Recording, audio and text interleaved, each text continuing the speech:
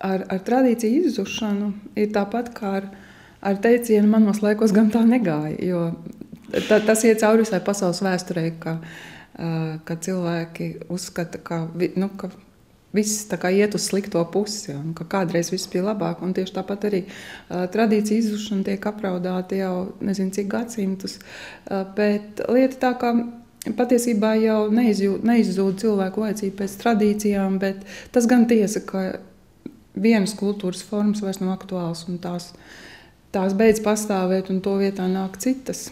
Un tad, protams, ir svarīgi, ja mēs gribam to saglabāt, tad ir svarīgi par to kaut kādā veidā rūpēties.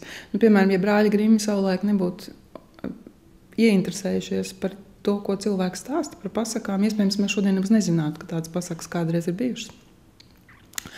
Un tāpēc šī UNESCO iniciatīva pievērst cilvēces uzmanību tām kultūras parādībām, kuras ir gaistošas, kur dzīvo tautas mutē, tā ir ļoti apsveicama pievērst cilvēks uzmanību tam, ka mums visu laiku līdzās ir kaut kas vērtīgs, kas rīt var vairs nebūt.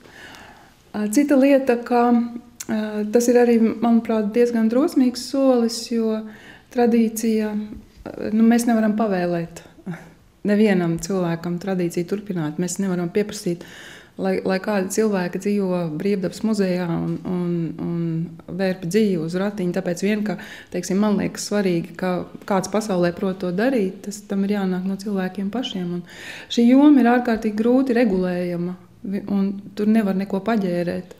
Un tieši tāpēc tas ir ļoti sarežģīts uzdevums, ko UNESCO ir tā kā uzņemoties atbildību par šo te jomu, bet es domāju, ka tas ir ļoti svarīgi. Tad, kad es atnāku šai pasaulē, pirms manis kaut kas ir bijis. Visu nevar atcerēties, un visu nevajag atcerēties. Bet kaut ko ir ļoti svarīgi atcerēties, tāpēc, ka cilvēciskā pasaule ir pietiekami trausla, un viņa ir veidojusies gadsimtu gaitā, un tā pieredze ir slīpējusies, un tieši caur šiem personiskajiem stāstiem un personiskajām pieredzēm mēs bagātinam savu pieredzi, un tas ir būtiski. Pat iznāca grāmata 2010. gadā Džūksts teiks un nostāsti. Manis sastādīta, manis sakrāta, darboties daudziem džūkstiniekiem līdz ieceri bija tāda. Džūksts ir tā vieta, kur strādājas Anslērs Puškaitis, latviešu pasaktēvs. Džūksts pasaku grāmata mums ir pazīstama, bet viņš ir pierakstījis arī teikas un spoku stāstus. Un tad varēja salikt vienā grāmatā viņa pierakstītās latviešu folkloras krātuvē glabājas 30. gadu pieraksti. Bet tad man jautāt, kā, vai tad mūsdienās Džūkstē neko vairs nestāsta? Un tad es ar Kultūra Kapitāla fonda atbalstu braucu uz Džūksti un ierakstīju cilvēku stāstus. Protams, sāku jautāt par spoku stāstiem, par tā laika teikām. Tur nebija ļoti daudz, kaut gan ir ļoti interesanti vērot, kā šie senie stāsti dzīvo, to dzīvi līdz mūsu dienām un kā viņi ietekmējās no lasītā. Bet tad es sajūtu, ka cilvēkiem ir daudz citu veidu stāstu, ko stāstīt. Un katram es vienkārši jautāju dzīves stāstu, jautāju atmiņas, jautāju viņas spilgtākos stāstus, un grāmatā tur var redzēt, tur parādās tādas smeķis, visi šie padomu laiki, kas tur viss ir bijis un cik interesanti ir bijis un cik dažādi, un ir tāpat smējušies un raudājuši un mīlējuši, un viss tur ir bijis. Nav tā, ka padomu laiki ir slikti.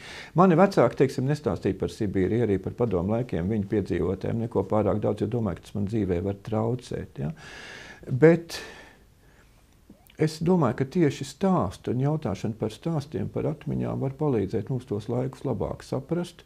Arī tiem stāstiem varbūt stāstītājiem pašiem var palīdzēt viņiem tikt pāri šai pieredzei traģiskā izdzīvot un varbūt arī atvadīties no šīs pieredzes. Un varbūt arī izsmieties pirmoreiz par šo savu to traģisko pieredzi. Ja? Jo vienreiz ir traģēdija, un pēc tam tas pārvēršas par farsu, un tad ir vieglāk tam tikt pāri. Tā kā pats galvenais, es domāju, ka cilvēkiem ir jāstāsta stāstus. Lai cilvēks varētu stāstīt stāstus, vajag kādu, kas viņu klausās, ja, kādu, kas ir interesēts viņu mantojumos. Un pie šī mehānisma mums vienmēr sabiedrībā ir jāstrādā, lai būtu stāstīšana ne tikai publiska, lai būtu arī stāstīšana ģimenē, lai būtu stāstīšana pavisam mazās kopienās. Ja. Jo bieži vien varbūt šis mazais stāstīšanas notikums ir daudz būtiskāks par kaut kādu lielu un publisku notikumu.